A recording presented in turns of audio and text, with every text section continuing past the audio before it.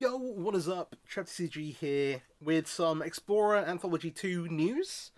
Earlier this week, Wizards did an arena live stream. They talked about Explorer Anthology 2 a little bit and also previewed 3.5 cards. And so, firstly, they kind of like set out, okay, there are going to be 24 cards in the set. You're going to be able to buy the playsets for like 4,000 gems, 25,000 gold. There are 24/5 cards, and that's because the first thing they spoiled is wastes, which obviously signifies there might be some more colourless stuff. They also hinted at that. They're kind of like, oh, there's a theme here that you can see, and we're probably going to be more stuff to that theme. Because the next card they spoiled was Thornotseer. That kind of includes us in, like, okay, maybe we can get Matter Reshaper, maybe we can get Reality Smasher, maybe we can get Eldrazi Displacer, Wasteland, like, maybe we're going to get some more Devoid stuff going on. More colourless stuff from kind of, like, those Eldrazi sets.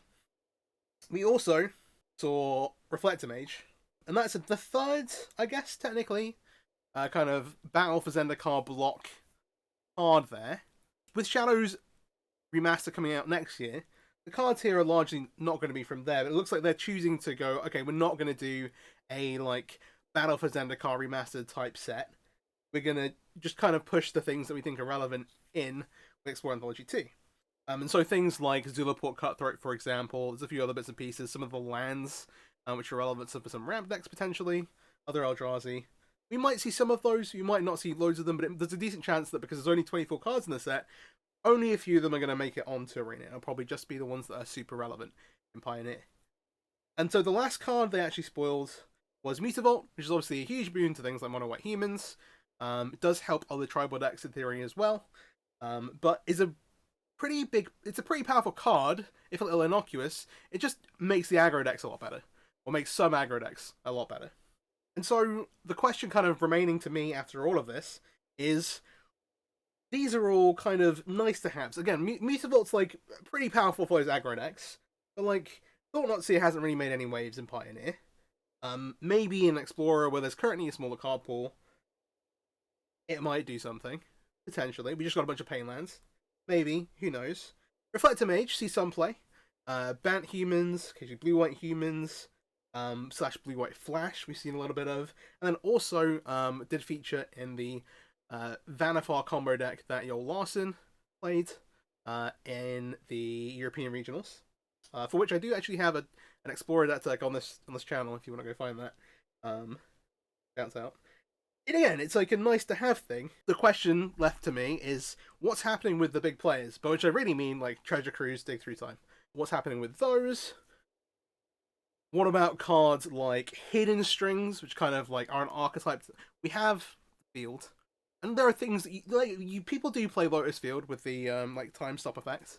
But Hidden Strings would be a massive boon there. Would actually basically make a new deck. But what's happening with the other big players in the format? That are in Pioneer, and are we bringing those over or not? They've not really hinted towards it. You think maybe they'd open up with Treasure Cruise, a spoiler season. I'm not saying that it's definitely not in there, but I'd maybe think that they would be like, alright, we're gonna print these cards into Pioneer, and just print these cards into Explorer and come out with it straight away. And so it feels like they're still kind of flip-flopping on it. It feels like they're not sure they want the cards to be in Explorer yet. They think maybe that'll disrupt the power balance too much. And to that extent, maybe they don't know whether they want to keep them legal in Pioneer for that much longer. Maybe they're not sure yet. 24 cards total. We've seen 3 so far. Always start counting. But yeah, let me know in the comments. What do you think about it? Do you think they should put Treasure Cruise and Dig Through Time straight in? Do you think they should wait? Do you think they should be banned in Pioneer already? I don't know. Obviously, there's things like Nykthos as well. Like huge cards in the format that haven't been brought over to Explorer yet. And I was like, okay, these are cool. What are you going to do about the important stuff, Watsy? What's going on, huh? What's going on? Anyway, if you enjoyed the video, please subscribe to the channel.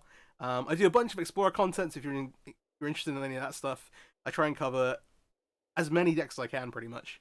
And if you've got any ideas for decks that you want to see me play as well, especially when the set actually comes out, which is probably in like 2 weeks now, or maybe even less than that, yeah, let me know in the comments. Other than that, have a nice day. Peace out.